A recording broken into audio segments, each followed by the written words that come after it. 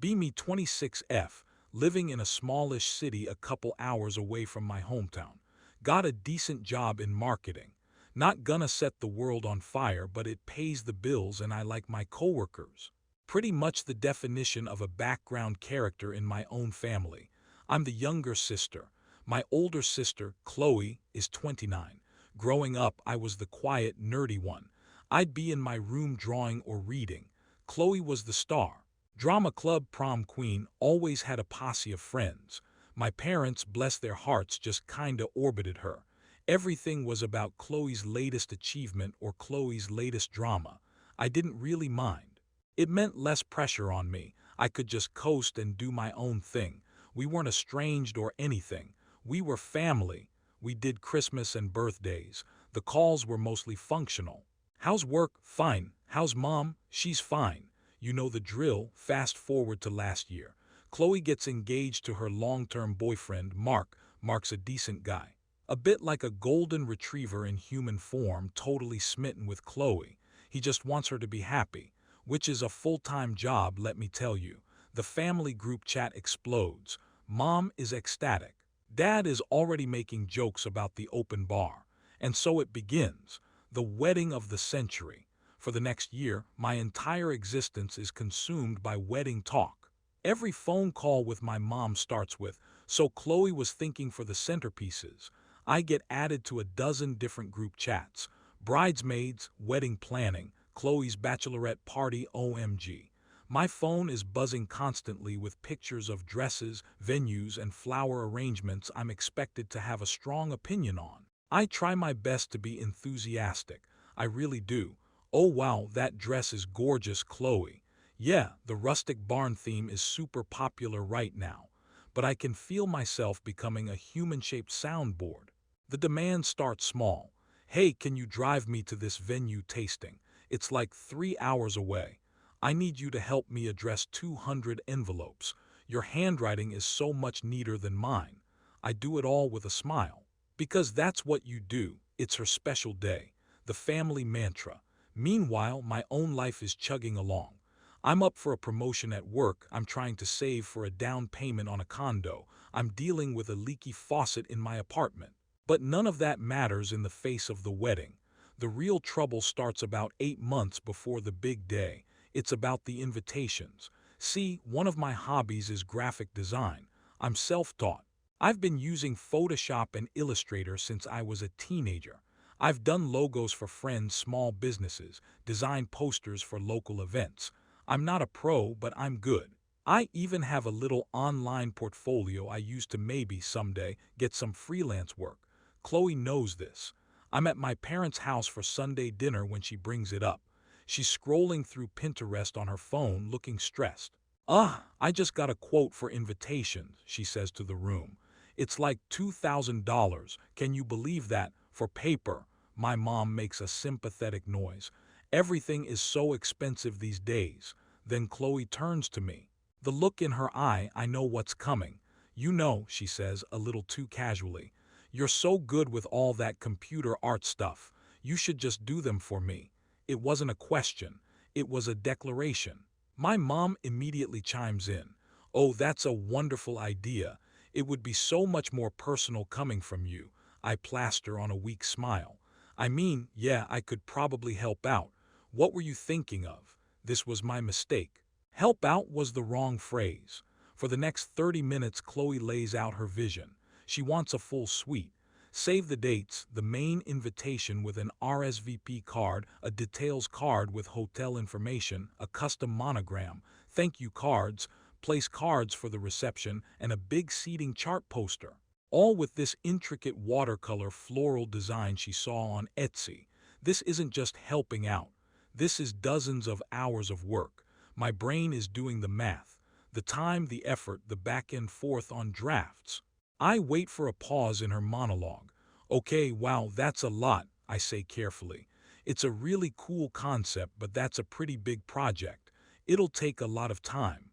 Chloe just waves her hand dismissively. "Oh, you can handle it. It'll be fun for you. A nice little break from your boring marketing stuff." There it is. That casual little dig that she's so good at. My stomach tightens, but I keep my cool.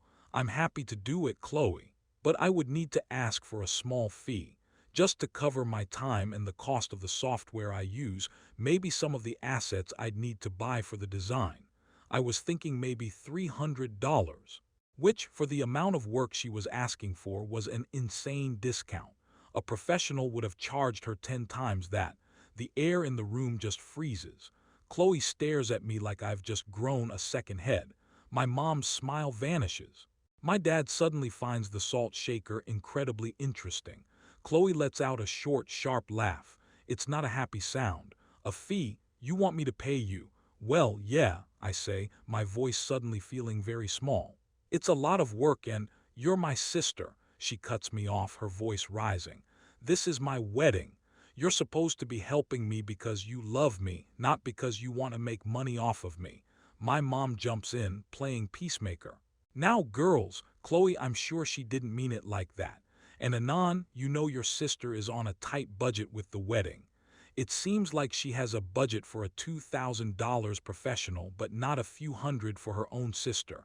I mumble, mostly to myself. Bad move, Chloe heard me. What did you just say? I just mean, this is basically a freelance job, it's skilled work. Oh, so now you're a professional. Last I checked, you sit in a cubicle all day making spreadsheets. The cruelty in her voice stings. It's designed to hit me where I'm most insecure. My boring life versus her exciting one. I feel my face get hot. That's not fair, Chloe. What's not fair is you trying to profit from my happiness. I can't believe how selfish you're being. You're trying to ruin this for me. She's starting to tear up. The classic Chloe move. When logic fails, turn on the waterworks. It always works on my parents, and right on cue. Anon, look what you've done, my mom says, her tone sharp with disappointment. You've upset your sister. This is a special time for her. You need to apologize. I'm just sitting there stunned. Apologize for what? For valuing my own time, for asking for a fraction of what a stranger would charge. I'm not going to apologize, I say, my voice shaking a little. I don't think I've done anything wrong. Chloe lets out a sob, stands up, and runs out of the room. My dad finally looks up from the salt shaker and gives me a look that could curdle milk before following her. My mom just sits there, staring at me. I am so disappointed in you, she says, her voice low and cold. Your sister needs you and this is how you act. You are being incredibly selfish and petty. You need to go to her, apologize, and tell her you'll do the invitations for free. My blood runs cold. It wasn't a suggestion. It was an order. I just looked at her, really looked at her, and I saw it. I was just a supporting character, an NPC in the Chloe show. My purpose was to make things easier for the main character. Any needs or feelings I had were just inconvenient bugs in the code, and something inside me just snapped. Not in a loud, dramatic way.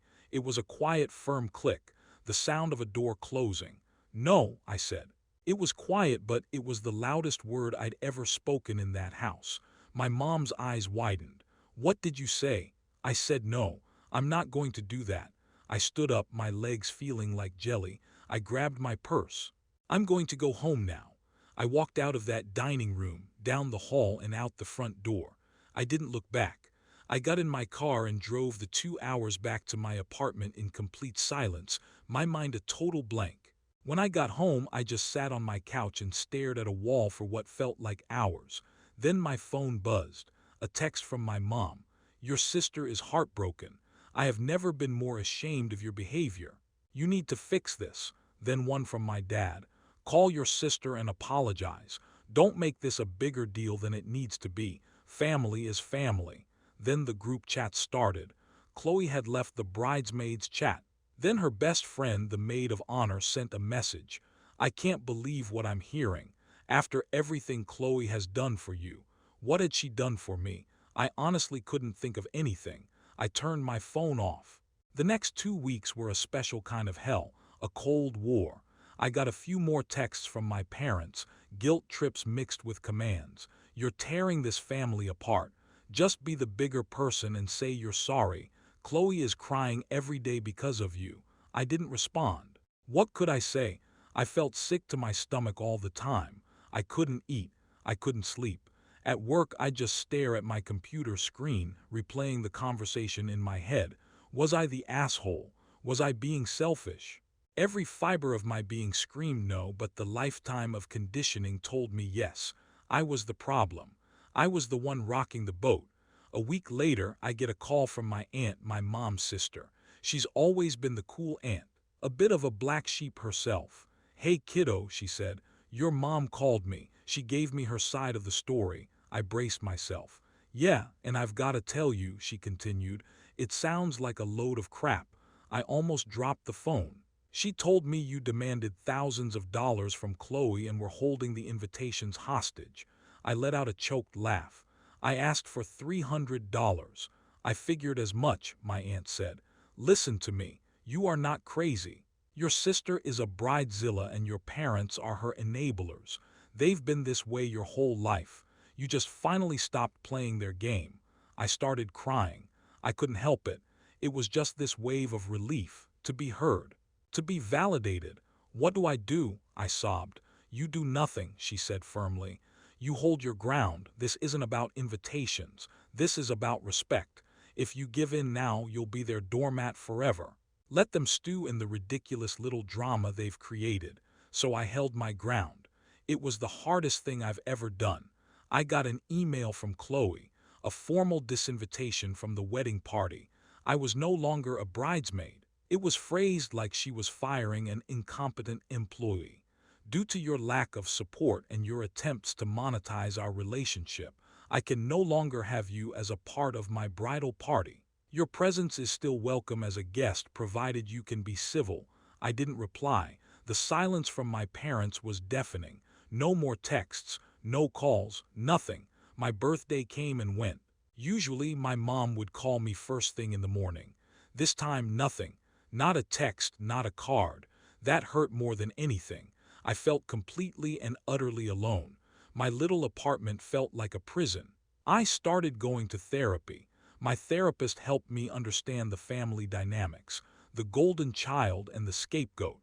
It was like she was reading a textbook about my life. She told me I wasn't grieving my family as they were, but the family I wished I had. That hit hard. Months passed.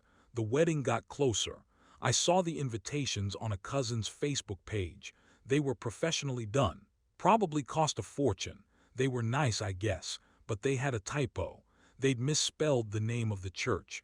I felt a tiny, bitter pang of satisfaction, which I immediately felt guilty for. I wrestled with whether or not to go. Part of me wanted to go to show them I wasn't bothered, to hold my head high. But the other, larger part of me knew I couldn't handle it. I couldn't sit in a pew and watch my entire family celebrate this union that had cost me my relationship with them. I couldn't smile and make small talk over canapes with people who thought I was a monster, so I RSVP'd no. I sent a gift from their registry, a mid-range toaster. I didn't sign the card with love. I just wrote, "Wishing you all the best, Anon." The day of the wedding was surreal. I stayed in my apartment. I deep-cleaned my kitchen. I organized my closet, anything to keep my mind busy. Around evening time, I made the mistake of looking at social media. There they were, pictures of my family. My mom beaming, helping Chloe with her dress. My dad walking her down the aisle, a proud tear in his eye. My sister looking radiant and happy, surrounded by her friends. And me, not there, a ghost, an absence. It was like looking at a photo of my own family from an alternate dimension where I never existed. And I just broke down. I sat on my kitchen floor and sobbed until I had no tears left. I had lost my family for $300 and a principal. Was it worth it? In that moment, I honestly didn't know. I felt like the loneliest person on the planet. I fell asleep on the couch. I was woken up by my phone buzzing. It was almost midnight. A text message from the cool aunt. "Thinking of you tonight. Hope you're doing okay." I started to type back a generic "I'm fine, thanks," but then another message came through from her. "Just got home. What a shit show." My fingers froze over the keyboard. "What happened?" I typed. The story came out in a flood of texts. Chloe had a full-blown meltdown because the peonies in her bouquet were too pink. She screamed at the florist. She made a scene during the reception because my dad's speech was 2 minutes longer than she had approved. She got into a screaming match with Mark's mom because she thought her mother-in-law's dress was too white. Multiple guests had apparently left early because the atmosphere was so tense. The cherry on top, the expensive wedding cake she'd obsessed over for months was the wrong flavor. She refused to even cut it.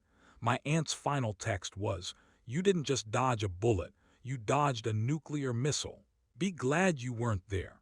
The next morning, I got a call from a cousin on my dad's side, the one who had posted the photos. "Hey, so I just wanted to call in." "Well, I wanted to say I'm sorry." "For what?" I asked, confused. "For thinking you were in the wrong," he said. "A bunch of us heard the story from your mom and we just kinda went along with it. But after seeing Chloe in action last night, holy crap, she's a nightmare.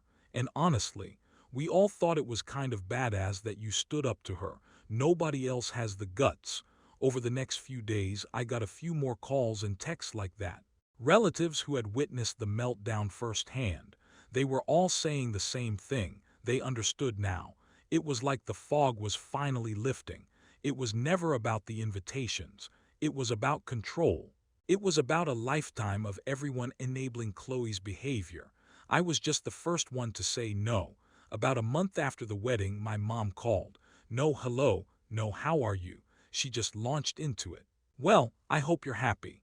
Chloe's honeymoon was ruined because she was so stressed and upset about you not being at her wedding. The old me would have apologized. The old me would have felt a crushing wave of guilt. But the new me just felt tired." I waited for her to finish. "She feels like you abandoned her," my mom pressed on. "The whole family feels it. There's this rift, and you're the one who caused it." I took a deep breath. I thought about all the therapy sessions, about setting boundaries. "I'm sorry you feel that way, Mom," I said, my voice calm and even. Silence on the other end of the line. She was probably expecting me to grovel. "That's all you have to say," she finally sputtered. "Yes," I said, "I have to go now. I have a meeting." I didn't have a meeting. "Goodbye, Mom." And I hung up. I blocked her number. I blocked my dad's and Chloe's, not out of anger or spite, but for my own peace. It's been over a year now. I haven't spoken to my parents or my sister since that phone call. It's still hard sometimes. I see a family at the grocery store and I feel a pang in my chest. Holidays are quiet, but I'm not alone. My relationship with my aunt is stronger than ever. I talk to my cousin all the time. I've connected with other members of the extended family who were also tired of walking on eggshells. We had our own Thanksgiving this year, just a few of us. It was small and relaxed and wonderful. We laughed until our sides hurt. It felt more like family than my parents' house ever did. I took that $300 I would have charged Chloe and used it to enroll in an advanced graphic design course online. I've started a proper freelance side business. I've had a few clients. It's not much, but it's mine. My little portfolio is growing. I designed the logo for my cousin's new catering business. He paid me my full rate without even blinking, and then he tipped me. Sometimes I wonder if they'll ever reach out. If my mom will ever wake up and realize what she lost. I doubt it. In their story, I'll always be the selfish, ungrateful daughter who tried to ruin her sister's wedding. And I've learned to be okay with that, because in my story, I'm the woman who learned her own worth. They told me to apologize. I refused. And yes, for a while I was alone, but I'm not lonely anymore. I found out that sometimes the family you choose is better than the one you were given. And sometimes setting yourself free is the only happy ending you need.